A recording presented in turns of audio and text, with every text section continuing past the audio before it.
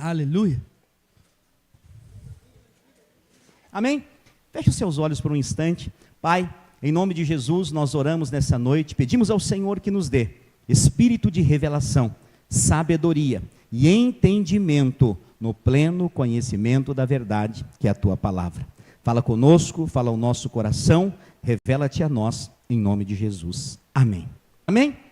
Hoje eu quero compartilhar uma palavra com você. Deus tem falado ao meu coração algumas semanas sobre isso, e eu precisava sentar e escrever um pouco sobre esse assunto. E a maioria dos irmãos sabe, nós estamos num processo de mudança. Então nós mudamos o prédio, e eu morava no prédio e também precisei mudar para uma casa. Eu tinha até esquecido como é que era morar numa casa, é muito bom. Eu estava morando há 2 anos no prédio da igreja, nada, é tudo sala, né? Não era casa, mas assim, agora nós estamos numa casa, é bom morar em casa. Mas mudança da bagunça, então nós estávamos tudo meio bagunçado, agora que eu consegui montar o meu escritório para poder escrever e preparar as mensagens, e aí essa semana, mais uma vez, veio ao meu coração sobre esse assunto, e eu quero compartilhar com você, consegui escrever algo aqui, para edificar a sua fé, para alimentar o seu espírito, e para que você possa ruminar na quarta-feira lá na sua célula. Fala assim comigo: os pacificadores, a missão de promover a paz. A palavra de Deus, você encontra de Gênesis a Apocalipse, muitos nomes de Deus. A Bíblia diz que Ele é o Jeová Rafá, o Deus que cura. Ele é o Jeová Jirê, o Deus da provisão. E Ele também é o Jeová Shalom, que é o Deus da paz. E a Bíblia diz no Novo Testamento que Ele também é o príncipe da paz. É interessante como essa palavra paz está presente em vários momentos em que Jesus aparece e fala nas Escrituras. Jesus morreu numa cruz, ao 3º dia ele ressuscitou. E ele então aparece para os seus discípulos, e a primeira palavra que ele diz é: paz seja convosco. Por que paz? Porque ninguém consegue viver sem paz. Sem paz, você sabe por que uma pessoa tira a sua própria vida? Porque ela perdeu a paz. E no lugar da paz, entrou o quê? O medo, o desespero, a falta de esperança. Então quem nós somos, pastor? Nós somos os pacificadores. Nós somos aqueles que têm uma mensagem de paz, que não produz contenda, que não produz ira, que não produz inimizade, que não produz brigas, discórdias, mas nós somos pacificadores, porque Jesus, Ele é o nosso rei, e também é príncipe, e Ele é o príncipe da paz, diz a palavra de Deus. A palavra de Deus diz lá em Mateus capítulo 5, quando você encontra lá em Mateus capítulo 5, se você puder abrir a sua Bíblia, você vai ver que Mateus capítulo 5, Mateus é o evangelho do reino. Existem 4 evangelhos na palavra de Deus. Tem estudiosos da palavra aqui, diga amém. Existem 4 evangelhos, vamos falar os 4? Primeiro, depois, glória a Deus, aleluia. Esses são os evangelhos. Pastor, o que são os evangelhos? Eles são 4 faces mostrando quem Jesus é. Por isso que quando você lê Mateus, Marcos, Lucas e João, você encontra similaridade em algumas passagens, histórias muito parecidas, porque são 4 visões de uma mesma história, de um mesmo Deus, de um mesmo Senhor, de um mesmo Salvador. E o primeiro evangelho, o evangelho de Mateus, é o evangelho do reino. A grande maioria das coisas que você encontra no evangelho de Mateus está falando sobre o reino de Deus. Quantos aqui já entregaram sua vida para Jesus? Diga amém. Quando você entrega a sua vida para Jesus, você é salvo. E quando você é salvo, você tem o seu nome escrito no livro da vida. E a Bíblia diz que, uma vez que você foi salvo, ninguém mais pode tirar o seu nome no livro da vida. Mas você já ouviu alguém falando sobre perder a salvação? Ouviu alguma mensagem falando que se você não se comportar direito, se você fizer algo errado, se você sair da igreja, você perde a sua salvação e vai para o inferno? Existem pregações assim hoje, mas elas não são o evangelho, elas não são a verdade. Porque Deus, uma vez que Ele te salva, Ele salva para sempre. Mas por que tem essas pregações? Porque há uma confusão entre a salvação, que é a vida eterna, e o reino de Deus, que é por um tempo.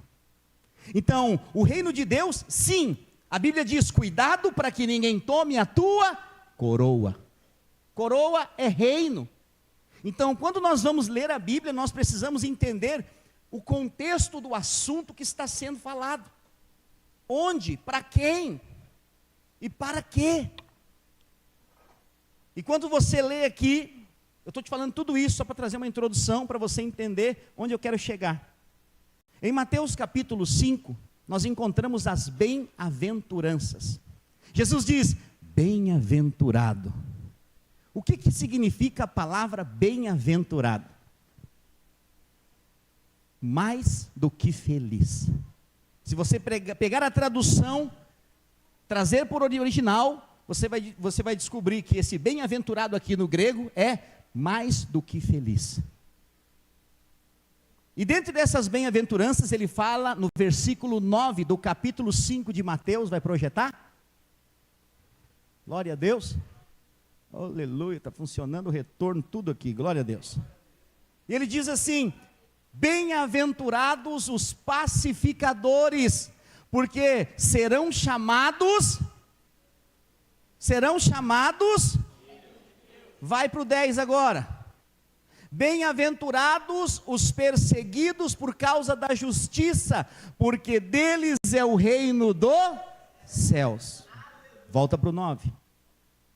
Ele faz uma então afirmação aqui, bem-aventurados são os pacificadores, porque serão chamados filhos de Deus.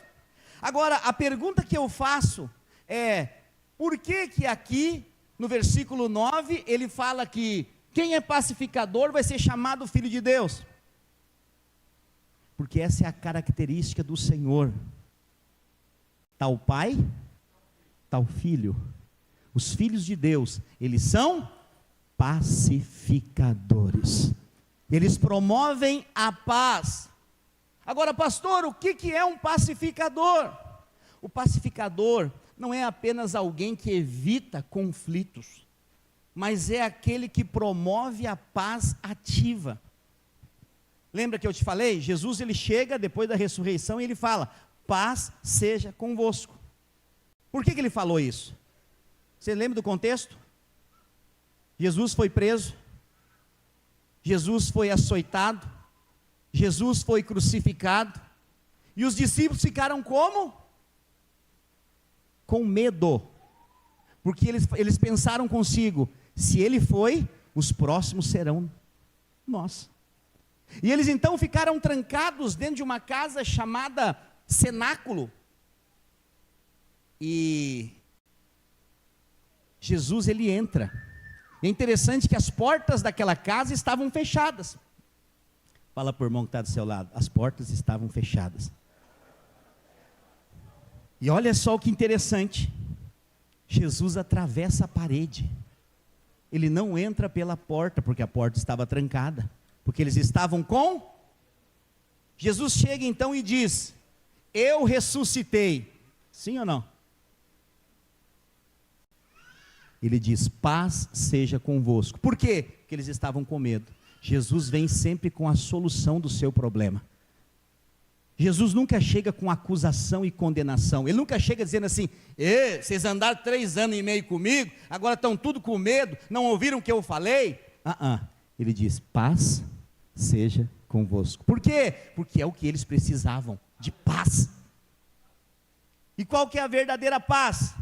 É saber que ele ressuscitou, porque é sinal que o sacrifício foi aceito, e agora todo aquele que nele crê, não perece mais, mas recebe a vida eterna. Não há maneira de ter maior paz do que essa, é ver a graça do nosso Senhor Jesus Cristo. Por isso que eu chego aqui todo domingo, qual é a primeira coisa que eu falo para você? A graça e a paz do nosso Senhor Jesus Cristo esteja sobre a sua vida. Por que não a paz e a graça? Por que a graça e a paz? Porque você só pode desfrutar da verdadeira paz se você conhecer a graça de Deus. Porque todo homem tem um medo. Você sabe qual é a raiz de todo medo? É o medo da morte. Todo mundo lá no seu consciente sabe que um dia a sua hora vai chegar. Mas a verdade, eu vou aprofundar agora o assunto com você aqui. Eu sempre falei aqui para você que o medo, a raiz de tudo é o medo da morte, não é? Mas tem algo mais profundo que isso. Não é simplesmente o medo da morte. É porque ele sabe que ele vai ter que comparecer diante de Deus um dia. E ele não sabe se o que ele fez foi a vontade de Deus. E ele não sabe que se o que ele fez realmente agradou a Deus. Então qual que é a certeza, pastor, para que eu viva em paz? É você saber que Deus te ama. É saber que Deus te ama não baseado no que você faz, mas no que Jesus fez na cruz. Deus te ama não pelos seus atos, pelas suas obras, ou pelo que você pode fazer por Ele. Não, foi pelo que Jesus fez naquela cruz. A justificação pela fé. Eu criei e eu recebi pela graça, mediante a fé. Não vem de nós, é dom de Deus. Para quê, pastor? Para que ninguém se glorie, para que a glória seja dada somente a Ele. Quantos estão comigo? Diga amém. A paz bíblica não é apenas a ausência de guerra. É interessante que algumas pessoas elas falam, pastor, como eu posso ter paz em meio a tanta turbulência que acontece na minha vida? Porque muitas vezes as pessoas fazem a ligação da paz de Cristo com a paz do mundo. Você já percebeu como é que é no final do ano?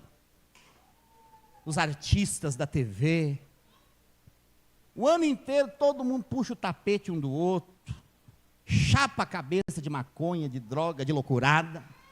Chegou dezembro, esse ano quero paz no meu coração. É uma paz ridícula. É uma paz mentirosa, é uma paz, para usar um termo da atualidade, fake. Não é uma paz verdadeira. Porque a verdadeira paz, a Bíblia diz, é a paz de Cristo. E o que essa paz é? É a paz que excede todo entendimento. É você estar no meio de uma guerra e você deitar a cabeça no travesseiro e dormir.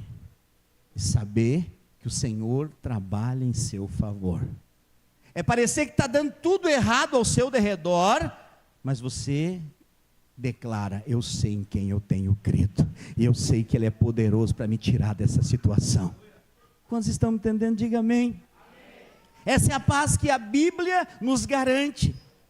Nós vamos ter aflições, mas Jesus sempre deixa claro, tem de bom ânimo, eu venci o mundo, eu te dei a vitória, tem tudo a ver com Ele.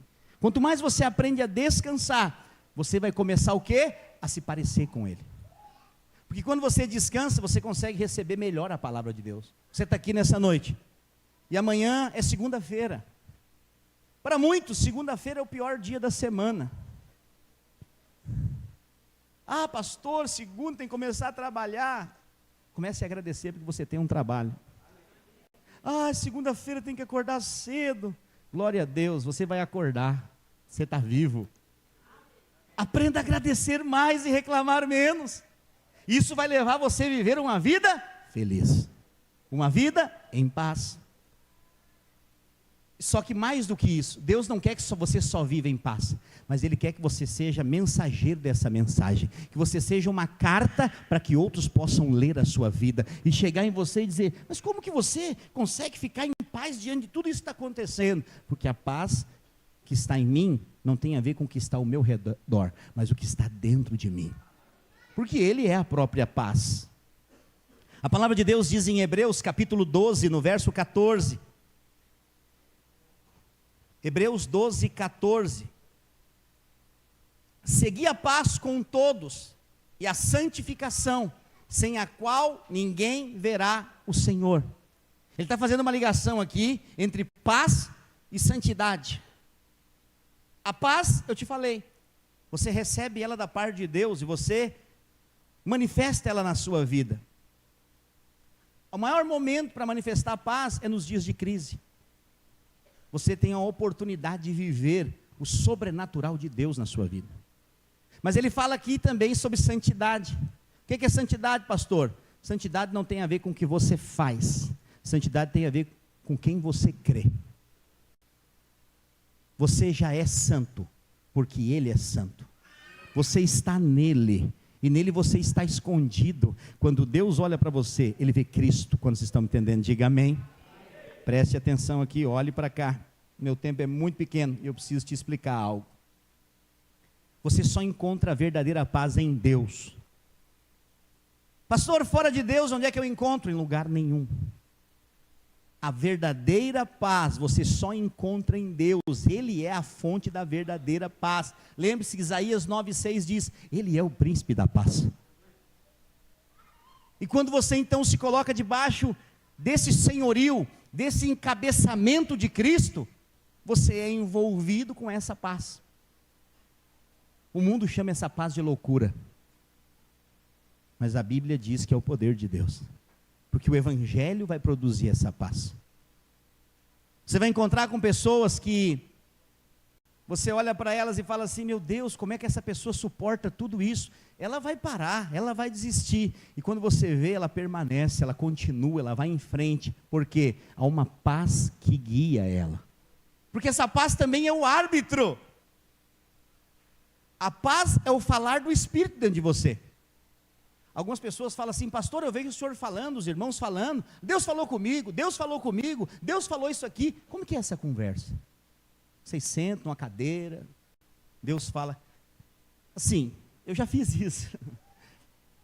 Eu era pastor lá na cidade de Sapucaia, e o prédio da igreja era todo envidraçado na frente, vidro transparente. E eu ia 7 horas da manhã para orar no prédio, junto com os seminaristas. E tinha 10 seminaristas que moravam no prédio da igreja, eu era o responsável por eles. E às vezes eu pegava uma cadeira, aquelas cadeiras brancas, botava uma cadeira do meu lado e uma cadeira aqui, e ficava dialogando com o Senhor. E o pessoal tinha uma parada bem na frente de ônibus, e eu vi que o pessoal ficava olhando, uns esfregavam os olhos, falavam assim: eu estou dormindo, não estou enxergando outra pessoa. Pastor, mas por que o senhor fazia isso? Crie várias oportunidades para ter relacionamento com Deus.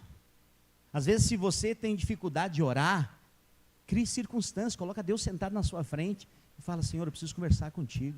Porque às vezes a oração na cabeça de muitos é algo religioso. Pai poderoso, excelso, excelentíssimo, rei dos reis. Ele é tudo isso, mas Ele é seu Pai. Aí você imagina, calcula comigo, Denilson. O Pedro chega em casa, depois da escola. O Pedro é filho do Denilson. E ele chega, quando ele entra na porta, ele fala assim: alta autoridade desse lar. Excelentíssimo, salve, salve, meu pai. Eu entro na tua presença agora, porque eu preciso de R$20. Quando você vê um relacionamento desse, o que você pensa? Você não tem intimidade. E o Denilson vai dizer: você está com febre? Precisamos levar esse guri para o médico. Por quê? Porque esse relacionamento não tem intimidade, tem religiosidade.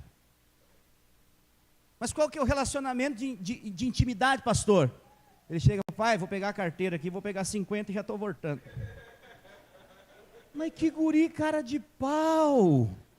Não, ele sabe que ele é amado. Ele sabe que o pai tem prazer na alegria dele. Só que eu não estou contando a história do Denilson nem do Pedro, eu estou contando a sua história para com o seu pai. O seu pai é um pai de amor, ele tem prazer na sua alegria. Não há o que você possa pedir para ele que ele não esteja disposto a te dar para te ver feliz. Porque Deus tem prazer na alegria dos seus filhos. E quando você, por que eu estou falando isso? Estou falando de oração, relacionamento. Quando você estabelece um relacionamento, quanto mais você se relaciona com intimidade, mais parecido você fica com a pessoa que você se relaciona. Ele é o príncipe da paz, você vai ser o mensageiro da paz. Porque você vai ser tal qual ele é. Quantos estão entendendo? Diga amém.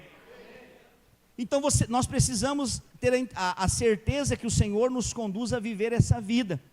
E Ele nos ensina a buscar e a espalhar essa paz.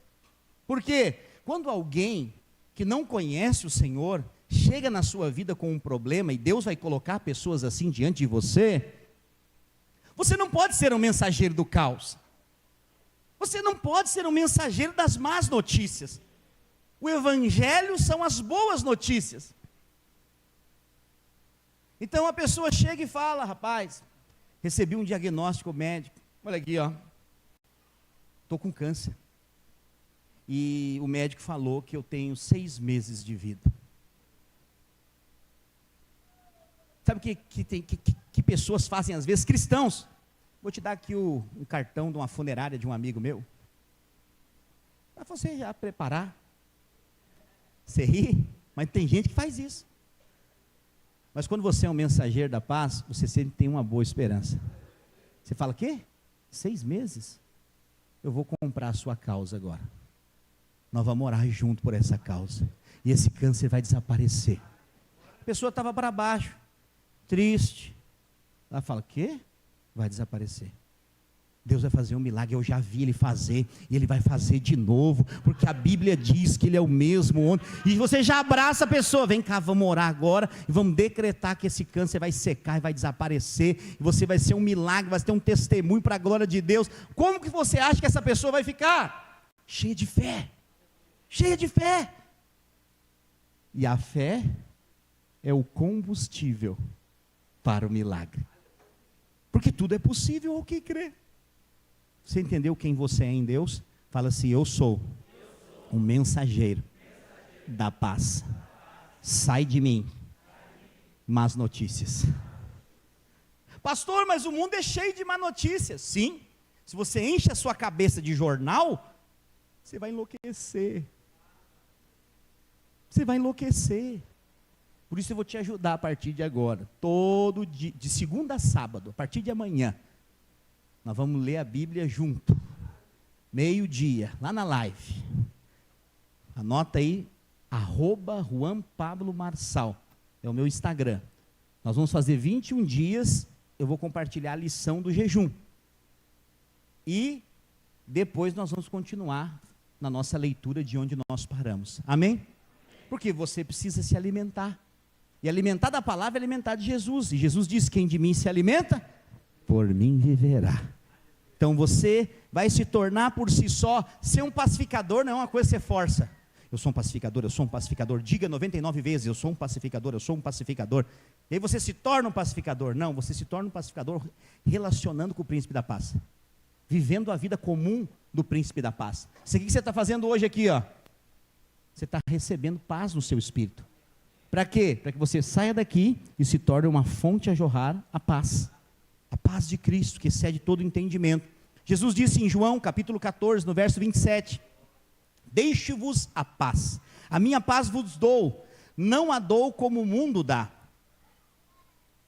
Então o que ele está dizendo? A minha paz não é igual ao do mundo. A paz de Cristo é a paz que excede todo entendimento. E sabe o que é interessante? Quem promove a paz tem um nome: pacificador. E quem é pacificador são os únicos. Ouça que eu vou dizer para você, isso aqui é muito sério. Você só consegue edificar a obra de Deus sendo um pacificador. Quem conhece aqui o rei Davi? Já ouviu falar pelo menos uma vez na vida. Davi, desde que começou a história dos reis, ele é o segundo rei. Primeiro foi Saul, o segundo foi Davi, o terceiro foi Salomão. Davi teve a revelação da casa de Deus. Um dia Davi falou assim: como pode todas as pessoas têm casas apaineladas, casas de painel montadas, e Deus não tem um lugar, Deus tem uma tenda. Eu vou construir uma casa para Deus. Davi teve revelação da edificação da casa de Deus. O que Deus faz? Deus se alegra com o que Davi quis fazer, mas não aceitou que Davi construísse a casa. Por quê, pastor? Porque o reinado de Davi foi um reinado de guerra. Ele falou assim: não tem como vocês construir a casa do príncipe da paz sendo um povo de guerra. Mas ele falou assim: o próximo rei, teu filho, Salomão, vai construir a casa. Por quê, pastor? Porque o reinado de Salomão não teve uma guerra. Foram 40 anos de paz completa. E não é por acaso, porque na Bíblia não existe acaso. Tudo na Bíblia tem um propósito. É que o nome Salomão, traduzido do hebraico, no hebraico Shalomon. Quando você pega Salomão, em hebraico é Shalomon, que deriva da mesma palavra Shalom, que é paz. Salomão, Shalomon, Shalom. Somente um rei de paz pode construir a casa do príncipe da paz. O que nós estamos fazendo hoje? A igreja, ela é a casa de Deus. E a igreja não é esse prédio, por favor. A igreja somos nós. Jesus disse que Deus não habita mais em templos feitos por mãos humanas, de tijolo, de pedra. Não, vós sois tabernáculo de Deus entre os homens. E o Espírito de Deus habita em você. E onde 2 ou mais estiverem reunidos, o Senhor Jesus vai estar com eles, e ali a igreja é estabelecida. A igreja são pessoas. Mas quem pode edificar uma casa para Deus? Os pacificadores. Pastor, mas é difícil, pastor. É tanta gente que persegue, que fala mal. De vez em quando a gente tem que levantar a espada. Como assim? De vez em quando a gente tem que se defender. Eu vou dizer uma coisa para você: quando você se defende, Deus não te defende. Quando você se levanta para defender a causa própria, Deus senta. Mas por que, pastor, mas como é que o senhor diz isso? Onde está escrito? A Bíblia diz: assenta-te, o Senhor diz, para que eu ponha os teus inimigos por estrado dos teus pés. Assentado é um lugar de descanso. Só senta e descansa quem tem paz. Quando você aprende a confiar em Deus, você espera. É ou não é? Tudo que é fora do tempo está errado. A coisa certa no tempo errado é errado. Você fala assim: não, mas eu sinto que eu tenho que fazer. Vou dar um exemplo aqui, algumas pessoas ficam bravas comigo, mas lembre-se que eu sou um profeta de Deus, eu estou aqui para falar a verdade. O que é correto? Ter o carro primeiro ou a carteira? A carteira, glória a Deus. É assim que Deus faz. Deus é um Deus de processo. Não olhe com olhos de acusação para ninguém. Quando você tira a carteira, é Deus dizendo assim: está pronto para receber o carro. Mas não tem um monte de gente que dirige sem carteira? Deus é um Deus de processo. A coisa certa, na hora errada, é errado. Eu estou usando só um exemplo, não fique bravo comigo. Se você dirige e não tem carteira, talvez Deus esteja falando com você. Mas assim, fique em paz. Porque Deus não é um Deus de acusação e de condenação. Amém? Eu só estou dando um exemplo. Como o exemplo de alguém que faz um bolo. Você chega em casa, sua esposa, sua mãe, está fazendo um bolo. Só que você está com tanta fome, você não quer esperar ficar todo pronto. Aí você olha lá no forno, lá está bonito o bolo, mas não assou todo ainda. Aí você abre e fala: vou comer um pedacinho desse bolo, porque eu estou louco de fome. O que acontece com ele? As fazedoras de bolo aí, abatuma. É ou não é? Vira sola de chinelo. Exatamente. Hoje eles deram um nome para esse bolo, você acredita? Tudo dá-se um jeito. Browling. Não é? Na minha época era bolo abatumado. Eles jogaram chocolate por cima. Tudo se resolve nessa terra, meu Deus do céu.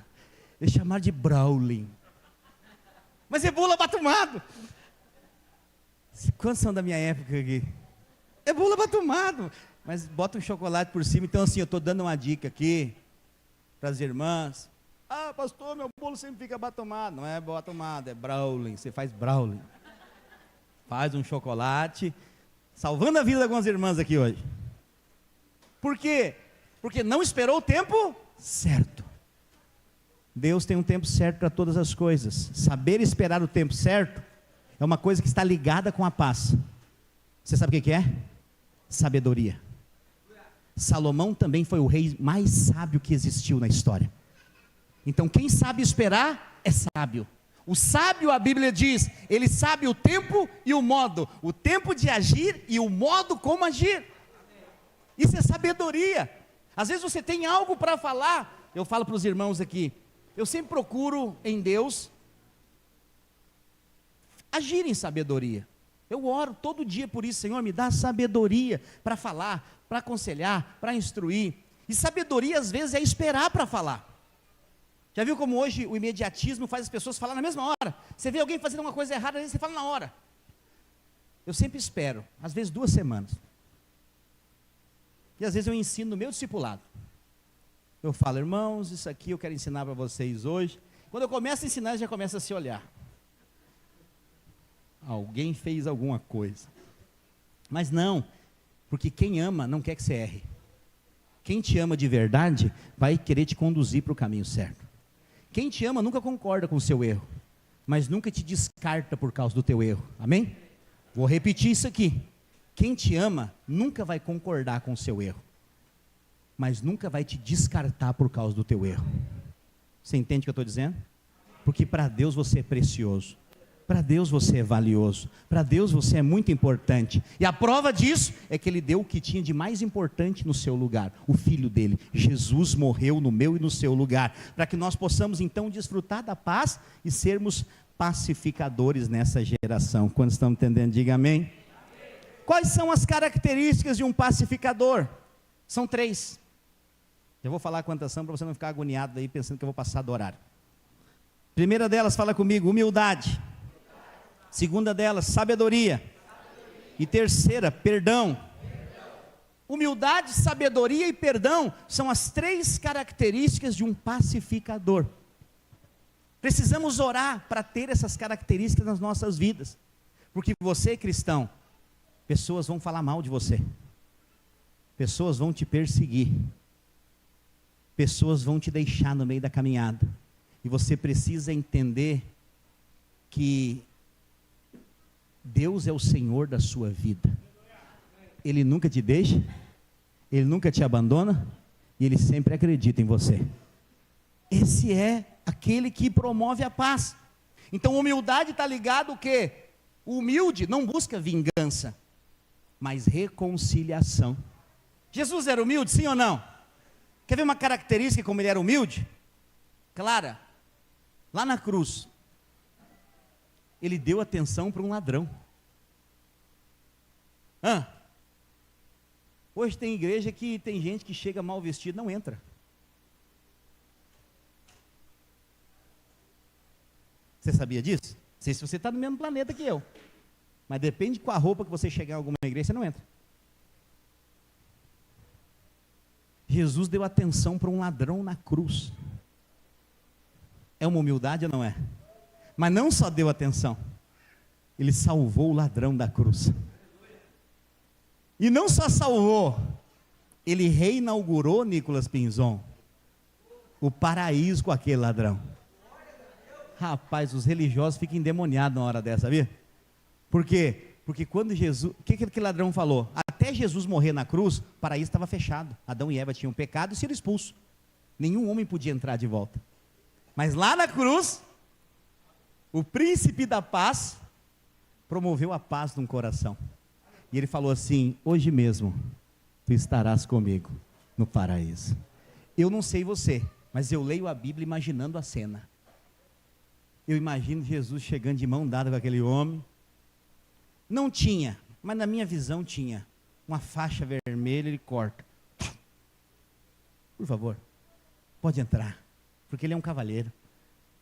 Você entendeu o que eu estou dizendo? Pastor, eu não consigo imaginar isso. Um ladrão que nunca foi num culto, que nunca frequentou uma igreja, que nunca... Você vai encontrar ele lá no paraíso, se você partir antes de Jesus voltar. Mas vai encontrar com ele também na Nova Jerusalém, porque ele vai estar lá. Quando estamos entendendo, diga amém. Então, Jesus, ele tinha essa característica. Alguém que é um pacificador é humilde. O que é humildade? Você não acha de si mais do que convém. Quem quer ser o primeiro, pastor, faz o quê? Se torna servo de todos. É isso que Jesus ensinou. O Filho de Deus, ele veio para servir e não para ser servido. Isso é humildade, servir de coração, servir para um propósito. Por quê? Eu quero ser parecido com Jesus. Eu quero que as pessoas olhem como olharam para os cristãos lá em Antioquia. Você sabe por que você é chamado cristão hoje? Porque lá em Antioquia, os cristãos foram chamados por esse apelido pela primeira vez, porque eles faziam as mesmas obras de Jesus. Quando eles chegaram em Antioquia pregando o evangelho, a população de Antioquia olhou e falou: cristãos. Porque até então eles eram chamados de os do caminho, porque Jesus era o caminho e eles trilhavam o caminho de Jesus. Mas quando eles chegaram em Antioquia, a população de Antioquia conhecia Jesus. Falou: cristãos. O que significa a palavra cristão? Pequenos cristos. É a mesma coisa que nós falamos: tal pai, tal filho. Por quê? Eles eram parecidos em fisionomia? Não, nas mesmas obras.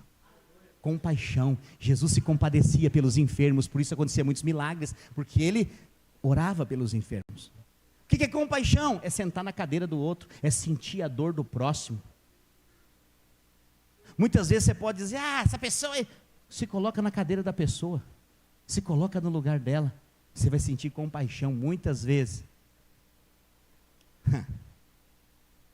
no encontro que nós fizemos alguns anos atrás, eu estava conversando com um homem cego de nascença. Ele estava passando pelo encontro, ele falou assim, eu conversando com ele no intervalo do almoço, ele tinha que ser levado para todo lado tinha que levar ele, andava com aquelas bengalinhas brancas para poder se guiar, mas lá era muito íngreme o chão e ele tinha que ser guiado o tempo todo, para ir no banheiro, para ir dormir, para comer. Ele estava sentado num canto, eu cheguei a conversar com ele, falei: qual que é o seu maior sonho? Ele falou: eu queria ver, eu nunca vi, não sei o que é ver. Eu falei: você acha que Deus pode fazer isso por você? Ele falou: eu acredito, mas o problema é que o meu problema de visão tem que ser um milagre muito grande, porque as minhas córneas não funcionam. Ele tinha o olho branco, todo branco, e isso era sábado à tarde. No domingo de manhã, nós temos uma palavra no encontro chamado batismo com o Espírito Santo.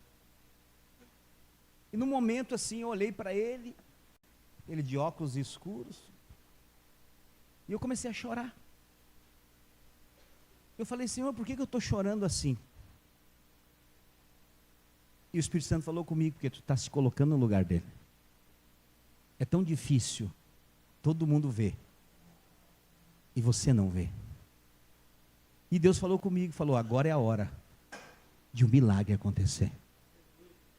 E o Espírito Santo falou claramente comigo: pega esses 2 dedos e coloca dentro dos olhos dele. E eu falei assim: amém. E eu fui para o lado dele, tirei o óculos escuro, enfiei os 2 dedos dentro do olho dele, ele caiu para trás. Pum. Não tinha ninguém atrás para segurar ele. Quem estava lá? Tem alguém daqui que estava lá? Aleluia. E eu fui para cima dele e falei: o senhor está bem? Porque eu me assustei. Ele caiu com tudo, não tinha ninguém para segurar ele. Quando ele abriu os olhos dele estavam igual ao meu. Ele falou: que lugar mais lindo. Ele falou: eu estou vendo, pastor, eu estou vendo. E ele levantou, e o milagre aconteceu. Para um milagre acontecer, alguém tem que sentir a dor do outro. Vai ter que se levantar alguém para dizer: eu intercedo pela sua causa. E sabe quem é que tem que fazer isso? A igreja, os pacificadores, aqueles que foram colocados na terra para serem representantes de Jesus, não para saírem fazendo fofoca, contando mentira, fazendo coisas que não dá para fazer. Nós fomos chamados para se levantar e para dizer: eu sou um mensageiro de Cristo nessa terra, eu sou um pacificador. Que venham os perdidos, que venham os cansados, que venham os sobrecarregados, porque o meu Jesus vai aliviá-los. Esse é o chamado de Deus para todos nós. Ser pacificador é promover a paz, e não a guerra, e não a discórdia. Então, saiba, seja humilde. Mas ele diz também sobre a sabedoria. Andar com sabedoria é agir com prudência. Em nome da fé, muita gente faz muita besteira, sabia disso? Em nome da fé, todo tipo de coisa acontece. E às vezes pessoas são condenadas e acusadas porque são acusadas de não terem fé, por não aceitarem coisas que são fora do padrão de Deus. Não aceite. Você deve andar de acordo com a sua fé. Não aceite ninguém chamar você de alguém que não tem fé. Você tem fé sim. Ah, pastor, mas a minha fé é tão pequenininha. Para isso tem uma palavra para você. Você só precisa ter uma fé tamanho de um grão de mostarda. Você sabe o que é um grão de mostarda? É a menor semente que existe na terra. Mas é interessante que a menor semente produz a maior hortaliça. O que Jesus está dizendo quando ele usa esse exemplo? Ele está dizendo, a menor fé pode mover os montes.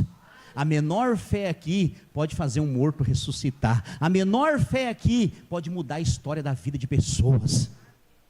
Para quê? Para que justamente quando o diabo vier dizer para você, a sua fé é pequena, a sua fé é fraca, é você responder para ele, é verdade, é tamanho do grão de mostarda, mas vai gerar o maior milagre na minha vida. Essa pequena fé vai gerar o sobrenatural de Deus na minha vida, na minha casa, na minha família. O sábio, ele usa a palavra. Como é que você resiste ao diabo? Com a palavra de Deus. A palavra é a espada na qual você luta.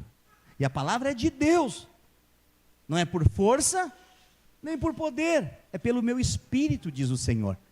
E o espírito e a palavra andam juntos. Então você e eu precisamos agir com prudência e nunca faltando o amor. O que é o amor? Está envolvido junto com a compaixão, é sentir a dor do outro, é se colocar. Nós somos muito rápidos para julgar, é ou não é? Nós somos muito rápidos para apontar o dedo, nós somos muito rápidos para acreditar em qualquer história que é contada. Por quê? Porque às vezes não temos posicionamento, nem identidade, nem personalidade. O diabo vem e fala, você é nada, você já fica, ai meu Deus do céu, eu não sou nada. Não. Você tem que entender que você é o que a palavra de Deus diz que você é. Você pode o que a palavra de Deus diz que você pode. Sempre que alguém se levantar para falar ao contrário à palavra de Deus, descarte da sua vida. Risca ela da sua agenda telefônica. Não ouça coisas que te colocam para baixo. Ouça a palavra de Deus. Você sabia que uma pessoa pode morrer só por palavras negativas? Pessoas podem morrer. Pessoas perdem a esperança. E quando elas perdem a esperança, elas deixam de viver. E deixar de viver é morrer. Mas Jesus também, ele é o Deus da esperança. E ele sempre tem uma palavra final sobre todas as coisas. Por isso eu disse para você hoje aqui, a palavra final não vem do médico. A palavra final não vem do advogado. A palavra final vem do céu, a palavra final vem de Jesus, e vem do Senhor, e Ele quer levar você a ter sabedoria para ouvir a palavra e praticar essa palavra na sua vida. Pastor, mas eu não consigo, é tão difícil. Não fala não consigo, comece a falar em fé. Eu tudo posso naquele que me fortalece. Ah, mas eu leio a Bíblia e não entendo. Eu estou me alimentando, eu estou comendo a palavra, ainda que talvez ela não está ficando na minha mente, ela está entrando no meu coração. Talvez você não lembre o que você comeu semana passada. É ou não é? E nem por isso você para de comer. Ah, pastor, eu não lembro o que eu comi semana passada. E você continua comendo, é ou não é? Às vezes você não lembra o que você leu na Bíblia hoje de manhã. Mas eu digo para você, continue lendo. Porque a mesma comida que você comeu e não lembra, te alimentou e te manteve vivo. A mesma palavra que você leu e não lembra, te manteve vivo, porque ela é alimento para o seu espírito. Ela te fortalece. Ela promove em você força espiritual, isso é sabedoria, se alimentar da palavra. E por fim, perdão. Essa é uma palavra muito difícil. Por quê? Nós vivemos uma geração hipócrita. Uma geração de juízes hipócritas. Querem ser perdoados, mas não perdoam. Esse é o mundo em que vivemos. O mundo que você vive é um mundo hipócrita. Por quê? Querem ser perdoados, mas não perdoam. O perdão é uma característica dos pacificadores. O que Jesus falou lá na cruz também, além de falar com o ladrão? Ele falou: Pai, perdoa, porque eles não sabem o que fazem. Quem que ele estava perdoando? Os caras que prenderam, chicotearam e mataram ele. Quantos aqui querem se parecer com Jesus? Você precisa perdoar. Pastor, mas até as pessoas mais terríveis da terra, até essas que você está pensando, precisam ser perdoadas. O perdão não é um sentimento. O perdão é uma decisão. Enquanto você não perdoa,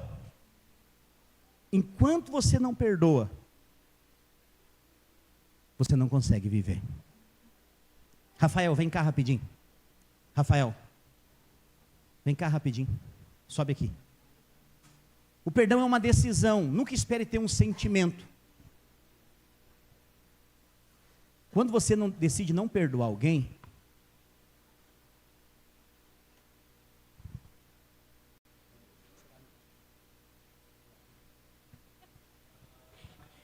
o perdão,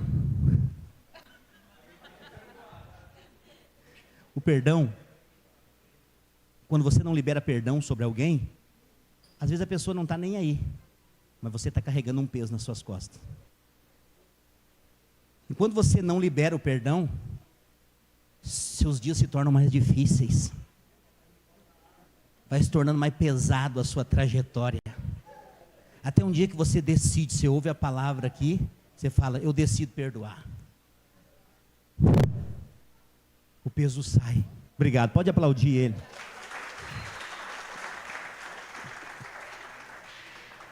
Você está entendendo? Fique de pé no seu lugar por um instante. O perdão, ele restaura relacionamentos. Talvez você, no decorrer da sua vida, você não leva em consideração essas coisas, mas você percebe que tem algumas áreas da sua vida que você não consegue avançar. O poder de liberar perdão é o mesmo poder da libertação. E quando você decide: pastor, mas como que eu faço? A pessoa me feriu, a pessoa fez o mal para mim. Eu sei que isso é um padrão alto, mas é o que Jesus deixou para nós. Que padrão é esse, pastor? Ele não nos manda só perdoar, Ele nos manda amar. Amar quem? Amar os nossos inimigos, aqueles que nos perseguem. A cultura, ouça, olhe para cá, a cultura dos pacificadores é a cultura do amor e do perdão. Quantas pessoas hoje você precisa perdoar? Você sabia que quando você libera perdão, também há cura, libertação de vícios? Tem pessoas que são escravizadas em vícios e tudo que elas precisam é só de liberar perdão e o vício vai embora. Ah, pastor, mas sobre essa pessoa que eu não libero. Esse é o problema, você está amarrado num corpo morto. Você não consegue avançar. Tudo fica difícil para você. Hoje é noite de perdão, sabia? Eu não programei terminar essa palavra assim, mas o Senhor sabe de todas as coisas. Hoje é noite de perdão. Pacificadores, eles perdoam. E às vezes tudo que você está precisando é hoje posicionar-se e perdoar aqueles que fizeram mal contra você, aqueles que de alguma forma tentaram prejudicar a sua vida. Hoje você pode perdoá-los. Pastor, mas eu não estou sentindo vontade de perdoar. Porque perdão e amor não é sentimento, é decisão. Você apenas precisa decidir. Eu queria fazer um apelo hoje. Se você não vai precisar falar para mim, nada disso. Mas se hoje você, no seu coração, você precisa liberar perdão, eu queria que você saísse do seu lugar e viesse aqui na frente. Se hoje existe alguém que você precisa perdoar dentro do seu coração, eu quero orar por você. Sabe, eu quero declarar sobre a sua vida hoje. Eu fiz esse apelo porque justamente eu sinto que há pessoas aqui hoje que precisam liberar perdão. Vira para cá, olha para mim aqui, William. Obrigado. Se você precisa, é importante você não rir desse momento. É um momento sério, um momento muito sério. Perdão é uma coisa séria. Às vezes você que está rindo, você precisa perdoar também. Às vezes você leva um negócio na brincadeira, você precisa e perde a oportunidade. Você perde a oportunidade. Nós não estamos aqui numa brincadeira. Isso aqui não é um parque de diversão. Isso aqui é uma igreja. Nós estamos aqui hoje para curar vidas. Vidas já foram curadas aqui hoje. Mas hoje pessoas precisam ter uma decisão de perdoar. Existe um poder no perdão. Existe um poder. Você vai ver. O Espírito Santo que faz essas coisas. Quando as pessoas se decidem por perdoar, portas se abrem. Eu sei, existem portas que podem estar fechadas na sua vida. Alguns de vocês que vieram aqui, existem áreas da sua vida que você tenta avançar, você quer avançar, mas você não consegue. É falta de perdão. É falta de perdão. Mas hoje o Senhor, Ele te ama tanto, que Ele mudou a minha mensagem no final. Ele mudou a minha mensagem no final. Não era esse o apelo, está aqui, está escrito o apelo, mas não é. Mas o Senhor, o Espírito Santo é quem comanda esse culto. É Ele quem direciona esse culto. Eu quero orar com você hoje. Eu quero declarar sobre a sua vida. Aleluia. Feche os seus olhos, você que veio aqui na frente. Feche os seus olhos apenas por um instante. Pai, em nome de Jesus. Eu oro nessa hora. Remove o fardo, Senhor. Esse fardo que tem paralisado algumas áreas da vida dos meus irmãos. Senhor, eu declaro em nome de Jesus. Hoje é noite de perdão. Hoje é noite de alívio sobre a sua vida. Eu declaro em nome de Jesus. Seja qual for a causa que essa falta de perdão acumulou na sua vida, eu quero declarar hoje em nome de Jesus. Você é livre para viver os planos de Deus na sua vida. Eu queria que você repetisse essa oração comigo, só você que veio aqui na frente. Fala assim comigo: hoje eu decido perdoar. Hoje eu decido perdoar. Eu libero perdão para todas as pessoas que um dia me feriram, que um dia causaram mágoa, dor e sofrimento. Hoje eu decido perdoar em nome de Jesus. Queria que alguns irmãos viessem orar com eles aqui. Por favor, seja canal de Deus, seja a boca de Deus nessa hora. Se você puder abraçar, se você tiver liberdade. Depois do perdão, o amor é liberado, a graça do Senhor é liberada. Hoje cadeias estão sendo quebradas, muralhas estão vindo ao chão, fortalezas estão caindo. Há um liberar dos céus para a terra nessa noite. O amor de Deus possa transbordar no seu coração, em o nome de Jesus. Em o nome de Jesus, eu declaro sobre a sua vida o refrigério, o alívio, a paz que excede todo entendimento. Em o nome de Jesus, em o nome de Jesus, seja livre de todo fardo, de todo cansaço, de todo medo, de todo trauma. Seja livre para viver o que Deus tem para você. Seja livre por completo, em nome de Jesus. É o mínimo que eu poderia fazer. Aleluia. Aleluia. Ouça. Nós não temos noção do que aconteceu aqui. Obrigado, Senhor. Deus nos usa. Você só precisa ser um instrumento. Eu quero dizer, leve a sério as coisas de Deus. Às vezes pessoas carregam coisas anos. Eu sinto no meu espírito de falar isso aqui. Pessoas que vieram aqui hoje, algumas delas estavam carregando um peso há anos nas suas costas. E a partir de hoje, elas vão conseguir desfrutar da verdadeira paz. Só por isso eu já estou feliz. Porque é para isso que Deus nos chamou. A missão de Jesus para nós é pregar o Evangelho, anunciar a mensagem da paz e libertar aqueles que estão presos. Hoje pessoas foram libertas aqui. O perdão liberta. Você vai ver. Quem veio aqui hoje nesse apelo, a partir de hoje a sua vida vai começar a mudar. Algumas coisas vão começar a se abrir para você. Portas vão se abrir. Que não vai abençoar só você, mas vai abençoar a sua casa, a sua família. Em nome de Jesus. Erga a sua mão, eu quero te abençoar. Eu declaro que o amor do Pai, a graça do Filho e a comunhão do Espírito Santo esteja sobre a sua vida. Nunca se esqueça.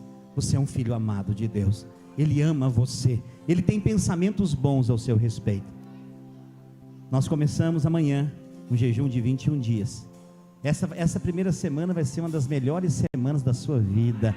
Você vai receber boas notícias. Boas informações e notícias vão bater na sua porta. E você vai ser abençoado. Se prepare. Comece, eu te espero amanhã junto comigo. 7 horas da manhã, nós temos a live do pastor Gilberto Camilo. @Gilberto Camilo Júnior. Ao meio-dia, live @Juan Pablo Marçal, lá no meu Instagram. E nós vamos ter programações durante o jejum, preste atenção. Todas as células, atenção líderes, nós vamos fazer escalas de visitas de oração. Nós queremos orar em todas as casas dos irmãos da igreja. Nesses 21 dias, o líder e os irmãos da célula, junto com o projeto Célula Forte, vão montar a equipe de 2 em 2 ou 4 em 4. Nós vamos agendar visita em todos os irmãos da célula. Nós vamos fazer visitas de 30 minutos, abençoando a casa, ungindo a casa, abençoando a família. E nesses 21 dias de jejum, todos os irmãos da igreja vão ser visitados, vão receber oração e vão ser abençoados. Se prepare, durante o jejum nós vamos mantendo mais informações de o que vai acontecer. Tenha uma semana abençoada, que Deus te abençoe em tudo. Nós estamos encerrados. Dê um abraço em pelo menos 3 irmãos, declare sobre ele uma semana de vitória. Diga para ele, vamos junto no jejum, 21 dias de restituição. Você que está conosco no nosso canal do YouTube, obrigado por permanecer até aqui. Que o Senhor possa te favorecer em tudo. Compartilhe essa live com o máximo de contatos que você puder. Se inscreva no nosso canal. Deus abençoe a sua vida, sua semana, sua família, em nome de Jesus.